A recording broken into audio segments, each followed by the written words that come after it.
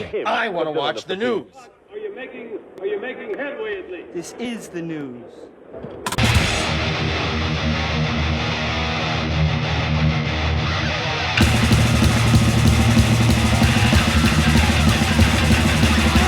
Smack 'em a gob, it's time for the only news that matters, and Scott Ian from Anthrax is actually defending backing tracks. In recent years, more and more artists have been given a pass for relying on pre-recorded tracks, drum triggers, and other assorted technology that makes concerts more synthetic, but also more consistent. For better or worse, pre-recorded tracks are becoming increasingly common for touring artists of all levels and genres, and there's not just used in pop music. Many rock artists utilize playback tracks in various degrees.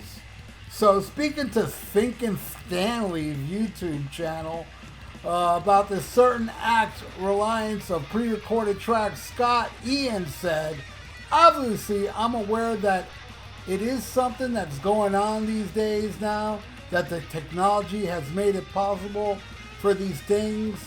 And my opinion is, I don't care. I don't care what artists do or what bands do to make their shows happen. My opinion is that it's hard out there for bands and artists these days. It's never been tougher. And whatever it takes to get a show on, I think in all parts of the show, that is just new technology that people aren't accepting yet. That's my opinion. Really, who cares? You know what I mean? If it's something you don't like, then you have a choice. You have a choice as a consumer to spend your money or not spend your money. And really, what it comes down to is, so why there's a big deal about it? Honestly, I don't care. Now, let me interrupt this for a second. When he says the consumer has a choice to spend their money or not to spend their money, the consumer should be told that it's going to be pre-recorded and that they're going to use tapes on stage.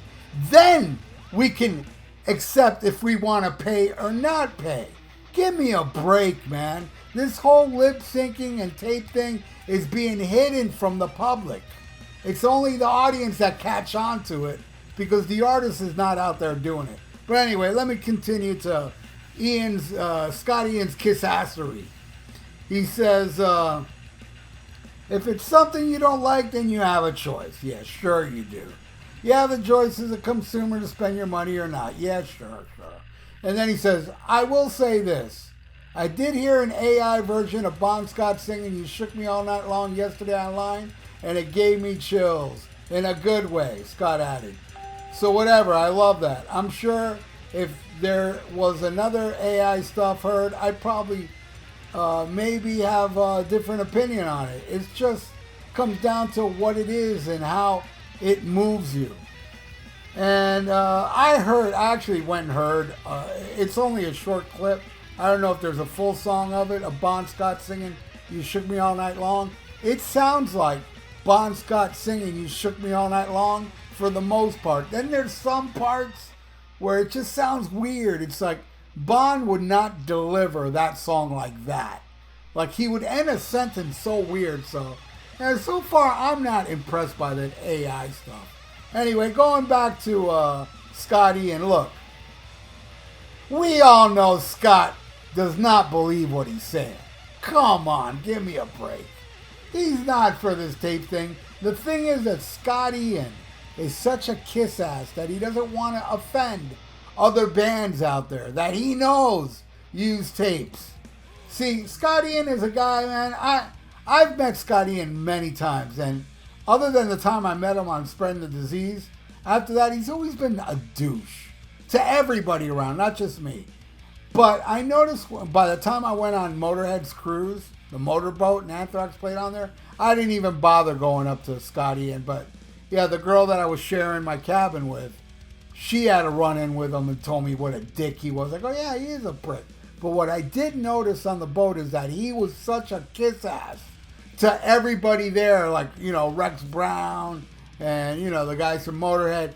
and Rita, the chick that dated Dimebag, he was all over them like a little kiss ass. And if anybody, and I saw this at a party that they had on the boat, he's there chit-chatting with John Tempesta and all these people. And if anybody that's not a musician or famous goes up to them, he's the only one that ignores that person, while all the other people are courteous. You know, so Scott Ian is a kiss ass, and that's why he's saying he has no problem with this. And you know what? He does. Unless they're using tapes. But I really doubt Anthrax is using tapes yet. But all I know is that, yeah, Scott Ian's a kiss ass, and he doesn't believe any of this. He's just saying it so he doesn't offend his musician friends out there.